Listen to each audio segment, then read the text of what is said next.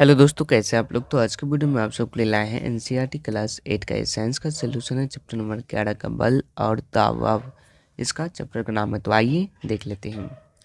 पहला क्वेश्चन आती है, व्यास के बल किसे कहते हैं। तो इसका आंसर क्या हो जाएगा। इसका आंसर है किसी वस्तु पर लगाने वाले धक्के यानी कि अभिकर्षण या खिंचाव अपकर्षण को बल कहा जाता है। नेक्स्ट है, पेशी बल की परिभाषित कीजिए।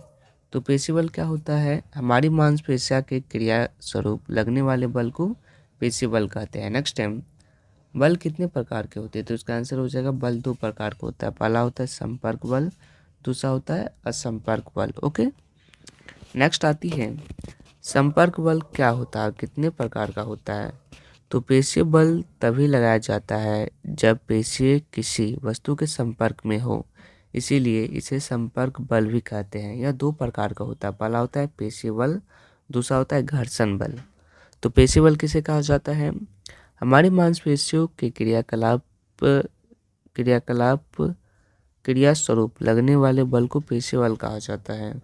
घर्षण बल किसे कहा जाता है, तो ऐसा बल जो गति की विपरीत दिशा में कार्य करता है और उसकी गति कम हो रहा हो, उसे घर्षण बल कहा जाता है। नेक्स्ट टाइम, घर्षण बल को संपर्क बल क्यों कहा जाता है। तो इसका आंसर हो जाएगा, घर्षण बल को संपर्क बल इसीलिए कहते हैं क्योंकि यह दो सतहों के बीच संपर्क के कारण उत्पन्न होता है, इसीलिए। ओके, नेक्स्ट क्वेश्चन आती है, असंपर्क बल किसे कहते हैं, कितने प्रकार का होता है। तो इसका आंसर हो जाएगा, वह बल जो किसी वस्तु के संपर्क में आए बिना ही वस्तु बल का अनुभव करे असंपर्क बल कहलाता है। यह बल दो प्रकार का होता है। पहला होता है स्थिर वायवीय बल, जिसे चुंबकीय बल कहा जाता है।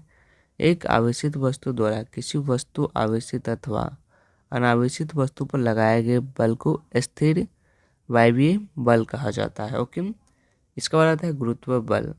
प्रत्येक वस्तु एक दूसरे को आकर्षित करती है और अपनी ओर खींचती है। इस प्रकार के बल को लगने वाले बल को गुरुत्व बल या गुरुत्व कहा जाता है। ओके, नेक्स्ट आती है दबाव किसे कहते हैं।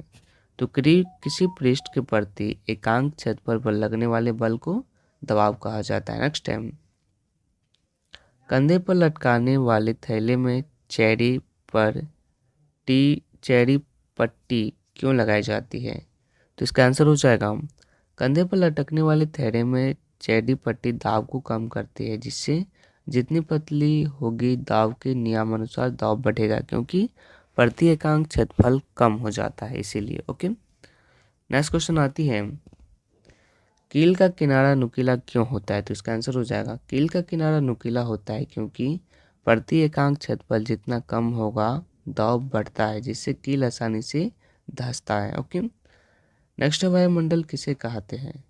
तो वायुमंडल किसे कहा जाता है, वायु के आवरण को वायुमंडल कहते हैं। नेक्स्ट टाइम, वायुमंडलीय दाब किसे कहते हैं। तो वायुमंडलीय वायु पृथ्वी के तल से कई किलोमीटर ऊपर तक फैली हुई है। इस वायु द्वारा लगाए गए दाब को वायु दाब कहा जाता है। ओके, तो आज के वीडियो में बस इतना ही। वीडियो पसंद आया है तो वीडियो को लाइक कीजिएगा, चैनल को सब्सक्राइब जरूर कीजिएगा और यह वीडियो देखने के लिए आप सभी का बहुत बहुत धन्यवाद।